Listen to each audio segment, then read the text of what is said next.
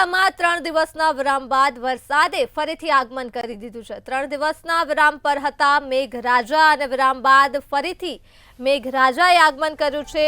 ત્યારે વૃક્ષ ધરાશાયી થતા એક તરફનો માર્ગ બંધ થયો છે, તો ફાયરની ટીમ દ્વારા વૃક્ષ હટાવવાની કામગીરી પણ કરવામાં આવી છે। તેન ગામ જવાના મુખ્ય માર્ગ પર આ વૃક્ષ ધરાશાયી થયું છે। વિગતો સુરતથી સામે આવી રહી છે। 3 દિવસના વિરામ બાદ વરસાદ વરસ્યો છે અને તેન ગામ જવાના માર્ગ પર વૃક્ષ ધરાશાયી થઈ ગયું છે। ત્યારે વૃક્ષ ધરાશાયી થતા એક તરફના માર્ગને બંધ કરી દેવામાં આવ્યો છે અને ફાયરની ટીમ દ્વારા આ વૃક્ષ હટાવવાની કામગીરી હાથ ધરાઈ છે।